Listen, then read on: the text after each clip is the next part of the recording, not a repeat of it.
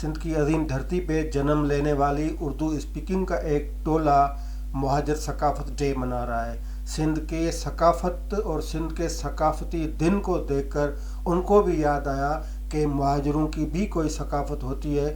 گویا یہ اچھی بات ہے کہ سندھ کی ثقافت کو دیکھ کر ان کو یہ خیال آیا کہ ہمیں اپنا دن منانا چاہیے۔ کسی کی بھی ثقافت ہو وہ قابل عزت ہو، لیکن عزت کے بدلے عزت ہی ہم نے چاہیے۔ یہ نہیں ہو سکتا کہ سندھ کی دھرتی پہ رہ کے ان کی ثقافت، ان کے کلچر، ان کی زبان، ان کے صوبے کے لیے کسی کو نفرت ہو اور اس کو سندھ کے کلچر کو کاؤنٹر کرنے کے لیے سیاسی، لسانی اور نفرت کی بنیاد پہ کلچر ڈے منایا جائے۔ اگر یہ ہوگا تو کسی صورت میں قابل قبول نہیں ہوگا۔ مہاجر کلچر ڈے کے حوالے سے ایک پمفلیٹ میری نظر سے گزرا۔ اس پمفلیٹ میں یہ کہا گیا ہے کہ مہاجر نظریہ 4 ستونوں پہ قائم ہے۔ پہلا ستون یہ ہے کہ یہ سنت نبوی کی روشنی میں مہاجر قوم پیدا ہوئی اور یہاں آئی۔ دوسری بات یہ کہ متروکہ سندھ یعنی 40% سندھ کا وہ مہاجروں کا ہے، یعنی اس پہ حق مہاجروں کا ہے۔ تیسری بات بانیان پاکستان کی گئی اور یعنی مہاجر ہی بانیان پاکستان ہے۔ اور چوتھی بات اردو قومی زبان ہے مہاجروں کی، یعنی اردو ان کی ہی زبان ہے۔ یہ 4-5 باتیں اس پمفلیٹ میں کی گئی ہیں۔ تو مہاجر نظریہ، مہاجر ثقافت، مہاجر قوم، ہم ان چیزوں کا آج کے پروگرام میں جائزہ لیں گے۔ ہمارا مقصد کسی سے نفرت نہیں، لیکن یہ بات ہم دوبارہ کہیں گے کہ سندھ دھرتی، سندھی قوم، سندھی زبان، سندھ کی ثقافت سے نفرت کے بنیاد پہ اگر کوئی پروگرام بیچا جائے گا، کوئی دکاندار اپنا سودا اس حوالے سے یعنی سیاسی، لسانی اور نفرت کا سودا بیچے گا تو صورتحال چینج ہونے والی نہیں۔ سوال یہ ہے کیا کرۂ ارض پہ فقط یہ سندھ میں خود کو مہاجر کہلانے والے اکیلے ہی مہاجر ہیں جو گزشتہ 3 نسلوں سے مہاجر ہیں اور جن کے بڑوں کو سندھ نے عزت دی؟ سندھ میں مہمان جب آئے تو سندھیوں نے ان کو ہار پہنائے۔ جی ایم سعید ہو، علی محمد راشدی ہو، بندے علی خان ہو، پیر الہی بخش ہو، اس دور کے جتنے بھی سیاسی لیڈر جو سندھ کے تھے انہوں نے ویلکم کیا تھا، اپنے گھر رہنے کو دیے، اپنی زمین دی، اپنی ملکیت دی۔ اس کے باوجود آج کی تیسری نسل بھی خود کو مہاجر کہلاتی ہے۔ دنیا میں یہ کہیں نہیں ہوا۔ سندھ والے تو ان کو اپنے گھر کا فرد سمجھتے ہیں، سندھ والے تو ان کو شریک فرد سمجھتے ہیں، سندھ والے بلکہ ان کو کہتے ہیں کہ یہ سندھی ہیں، لیکن وہ خود ہی سندھ کو اپنی دھرتی، سندھی کو اپنی زبان، ثقافت کو اپنی ثقافت سے جدا کر رہے ہیں، ماننے سے انکار کر رہے ہیں۔ تو پھر کیا کیا جا سکتا ہے؟ یہ بات تاریخ سے ثابت شدہ ہے کہ مہاجر کوئی قوم نہیں ہوتی۔ بالکل ان کا یہی دعویٰ ہے کہ سنت نبوی کے مطابق وہ یہاں ہجرت کر کے آئے اور مہاجر قوم بن گئے، لیکن مہاجر نہ قوم ہوتا ہے، نہ ٹائٹل ہوتا ہے، کچھ بھی نہیں، فقط ایک عارضی کیفیت، عارضی عمل یعنی ایک ٹیمپریری پروسیس ہوتا ہے۔ اور یہ سنت نبوی کی جو دعویٰ کرتے ہیں تو ذرا غور تو کریں کہ حضور صلی اللہ علیہ وآلہ وسلم نے جب مدینہ ہجرت کی تھی مکہ سے تو وہ وہاں انصاروں کے بھائی کہلائے جو مکہ سے ہجرت کر کے گئے۔ اسلامی تاریخ کو ذرا غور سے دیکھیں، انہوں نے وہاں یا انصاروں کے بھائی خود کو کہلایا یا پھر مدنی کہلایا۔ انہوں نے وہاں مہاجر نہیں کہلایا، انہوں نے وہاں مکی بھی نہیں کہلایا، انہوں نے وہاں اور ایسی کوئی بات نہیں کی جس طرح یہ کچھ کر رہے ہیں۔ اور یہ بات بھی ذہن میں رکھنی چاہیے کہ ہجرت مدینہ سے پہلے بھی دنیا میں ہجرتیں ہوئیں اور بعد میں بھی ہوئیں، اب بھی ہوتی رہی ہیں، اور جہاں جہاں سے بھی یہ ہجرتیں ہوئیں کسی نے وہاں اس جگہ پہ پناہ لینے کے بعد نہ اپنی قوم کی بات کی، نہ اس دھرتی کو تقسیم کرنے کا دعویٰ کیا۔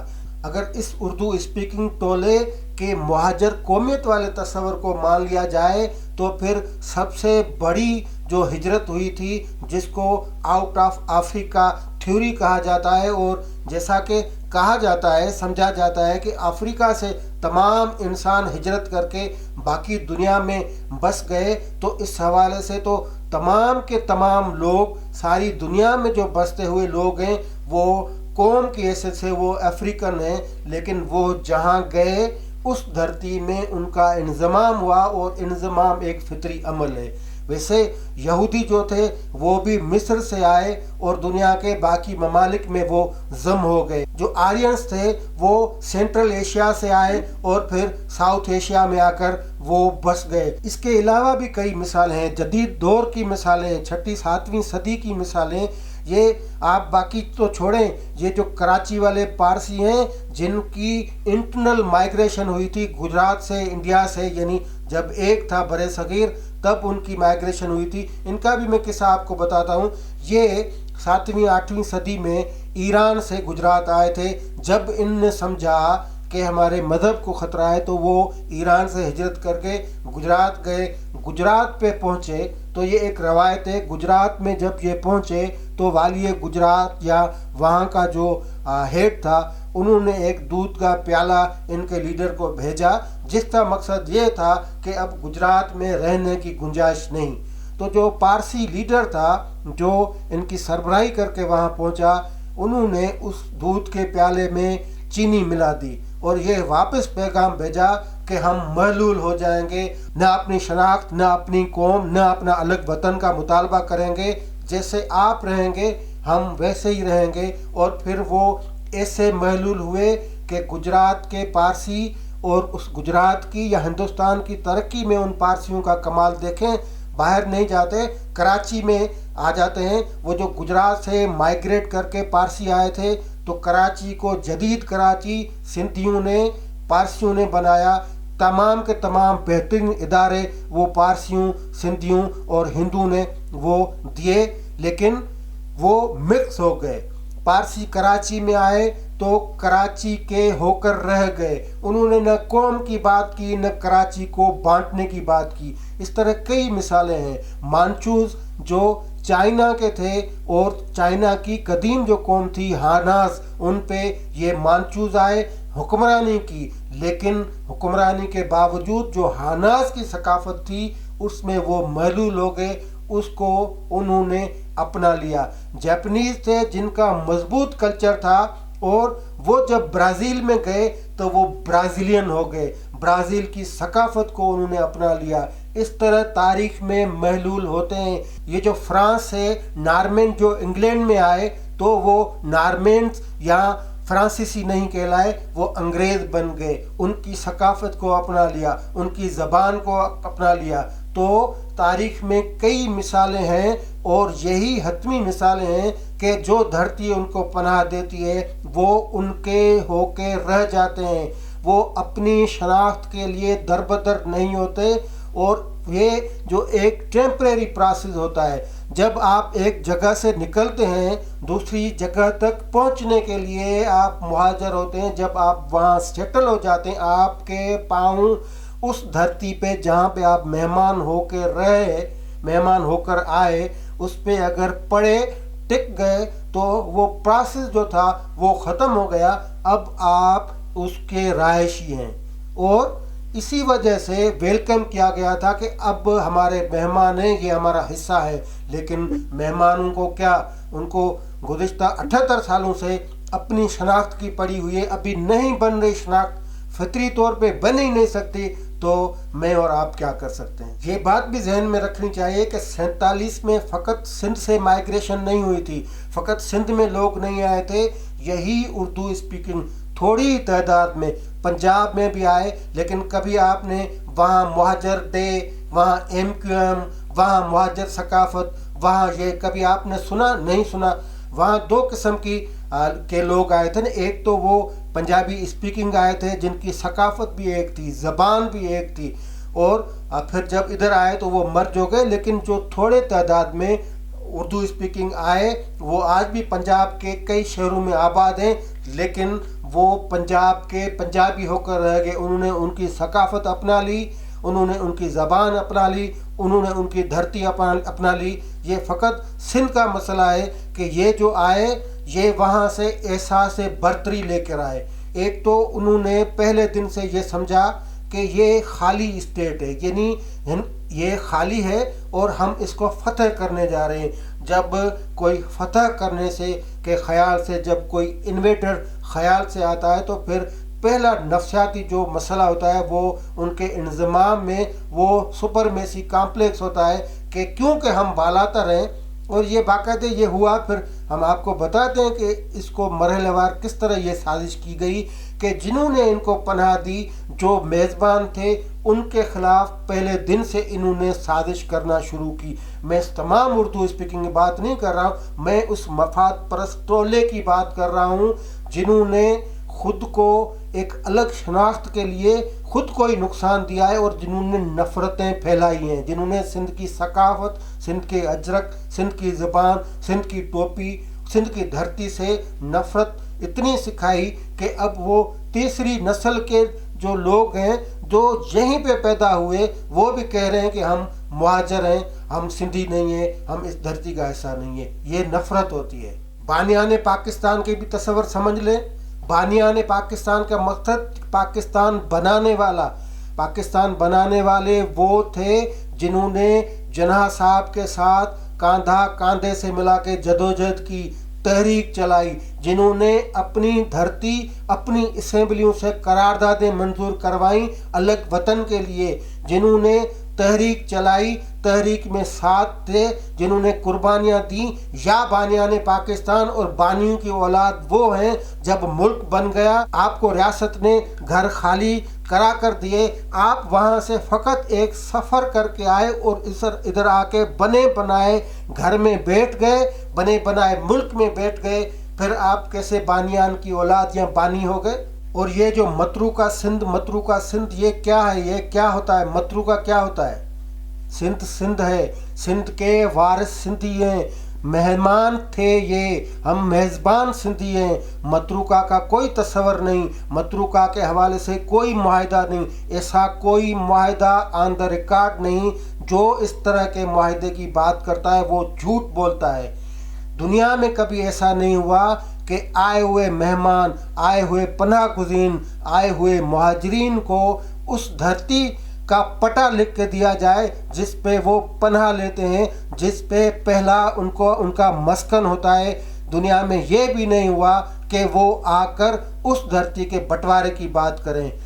تو 40% سندھ والی دعویٰ یا متروکہ سندھ والی دعویٰ، اس غلط فہمی کو دماغ سے نکال لینا چاہیے اور اس کو سمجھنے کی ضرورت ہے۔ پہلی بات یہ کہ یہ جو متروکہ یعنی ایواکیو کی جو قانون تھا، وہ قانون بنایا تھا ریاست نے، اس میں کلیئر کٹ تھا یہ کہ جو لوگ یہاں سے چلے گئے ہیں ہجرت کر کے ہندوستان، اور ان کی جو ملکیت ہوگی وہ ان کی ملکیت نہیں ہوگی جو بھارت سے یہاں آئیں گے، وہ ہوگی ریاست کی ملکیت، پراپرٹی ریاست کی ہوگی۔ تو اچھا، وہ قانون بھی ختم ہو گیا 1975 میں ڈکلیئر کر دیا گیا کہ اب کوئی ہجرت نہیں ہوگی۔ تو یہ قانون جس میں حق تسلیم کیا گیا تھا ریاست کا، ان کی ملکیت کا، جو ملکیت چھوڑ کے ہندوستان چلے گئے تھے۔ تو اب متروکہ کیا ہوتا ہے؟ کچھ بھی نہیں ہوتا، یہ دماغی خلل ہے۔ تو یہ بات ذہن میں رکھنی چاہیے کہ ہاں، یہ جو آئے تھے، جو ریاستی ملکیت تھے، ریاست نے یعنی لیاقت علی خان نے ان کو فیسیلیٹیٹ کیا، ان کو زیادہ مفاد کے تحت زیادہ فائدہ دیا گیا، جھوٹے کلیمز کے تحت فائدہ دیا گیا۔ آپ کو ایک کتاب پڑھنی چاہیے، قدرت اللہ شہاب کی شہاب نامہ، اس میں کلیئر کٹ لکھا ہوا ہے کہ یہ جو کلیمز کا بازار گرم ہوا تھا بٹوارے کے بعد، اس میں جن کے پاس جھونپڑیاں تھیں بھارت میں، انہوں نے یہاں حویلیوں اور محلوں کا کلیم کیا اور ان کو مل گئیں۔ تو یہ کرپشن کی جو پہلی سب سے بنیاد تھی وہ ریاست کی سہولت کاری سے اس طرح پڑی کہ وہ جو بالکل ایسے خالی ہاتھ آئے تھے، جن کے پاس کوئی ڈگری نہیں تھی، وہ حلف نامے، جھوٹے حلف نامے لکھ کر، انہوں نے جھوٹا حلف نامہ دے کر کہا کہ ہم ادھر اربا کروڑا روپے کی ملکیت چھوڑ کے آئے ہیں، ہمیں یہ دیں، اور پھر ریاست نے مہربانی کی ان کو دے دی۔ اس کا مقصد یہ نہیں کہ آپ مالک بن گئے، ریاست نے آپ کو فیسیلیٹیٹ کیا، آپ رہ گئے، تو آپ کم از کم اس کا شکریہ تو ادا کریں۔ جس دھرتی نے آپ کو پناہ دی، آپ اس کے خلاف سازشیں تو نہ کریں۔ اور کلیمز اور حلف ناموں کے ذریعے جو بندر بانٹ ہوئی سندھ میں ملکیتوں کی، ملازمتوں کی، کیا ہوا؟ لیاقت علی خان نے کراچی کو اپنا گڑھ، اپنا حلقہ بنانے کے لیے ان لوگوں کو ابھارا، ان لوگوں کو سہولیت دی، ملکیتیں ان کو دی، ملازمتیں ان کو دیں، کوٹا سسٹم کی بنیاد ان کے حوالے سے رکھی گئی، ان کو زیادہ سے زیادہ جو سہولتیں اور فائدے دیے گئے، اور فقط اس لیے کہ ان کو یہ باور کرایا گیا کہ یہ، اور اس کے ساتھ جو قومی زبان تھی سندھی زبان یا جو مقامی باقی زبانیں تھیں ان کے خلاف نفرت سکھائی ان کو، تو فقط یہ اسی لیے کہ ان کو کہا گیا تھا کہ آپ اس کو آپ نے انویڈ کیا ہے، آپ نے فتح کر دیا ہے سندھ کو۔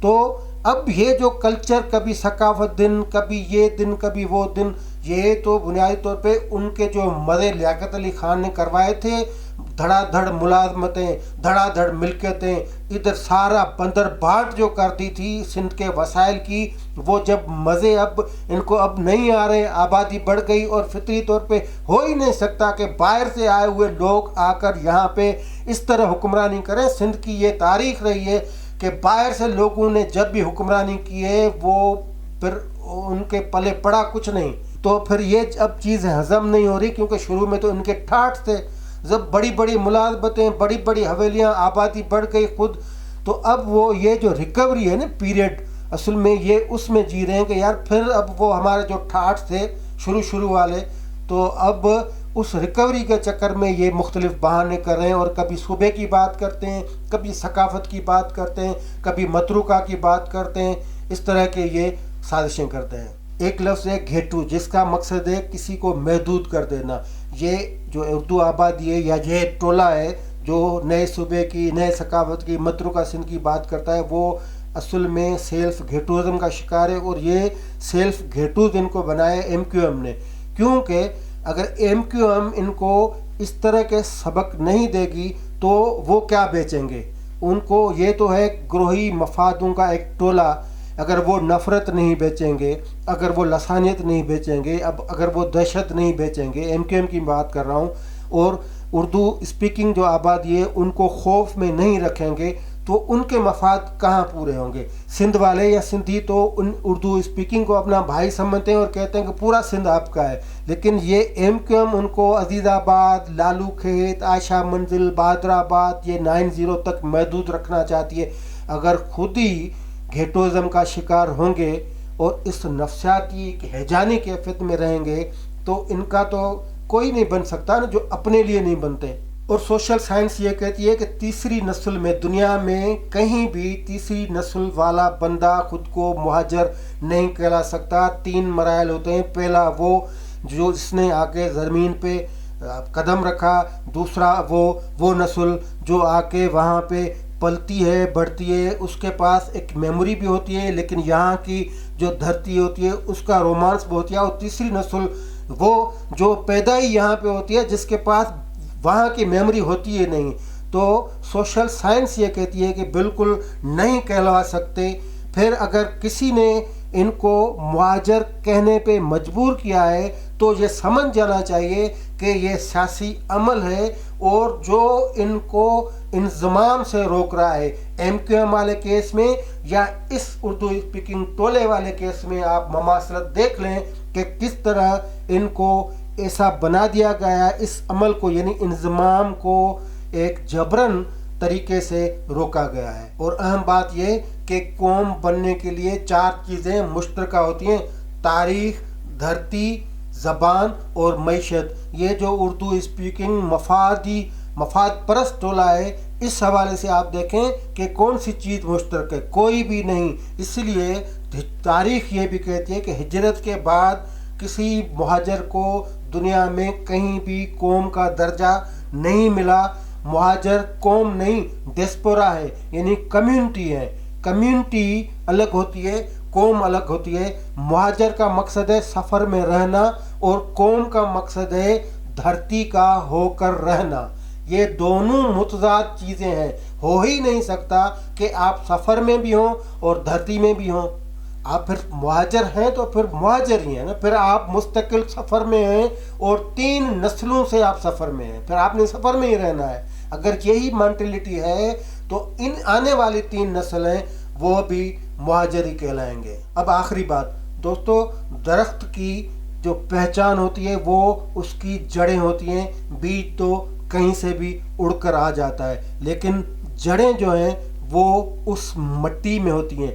سندھ کی دھرتی پر پیدا ہونے والی اس تیسری نسل کا کہنا ہے کہ میں اس مٹی کو پہچانتا ہی نہیں ہوں جس نے مجھے اگایا ہے، تو پھر وہ درخت کبھی بھی تناور نہیں ہو سکتا. مہاجروں کی اصل پہچان انضمام میں ہے، انکار میں نہیں. اگر انضمام نہیں کرتے اور انکار کرتے ہیں تو بھلے یہ ہائبریڈ قسم کے ثقافتی دن منائیں، ہائبریڈ قسم کے نعرے ماریں، کچھ بھی نہیں ہو سکتا، کیونکہ تاریخ نے یہ ثابت کر دیا ہے. اور یہ جو ان کی ذہنیت ہے یہ اگلے آنے والی نسل میں بھی یہ ورثہ چھوڑیں گے، اور وہ نسل بھی اپنی شناخت کے لیے اس طرح در بدر اور نعرے مارتے پھرتی رہے گی. اگر آپ کو پروگرام پسند آئے تو کمنٹس میں رائے ضرور دیجیے گا.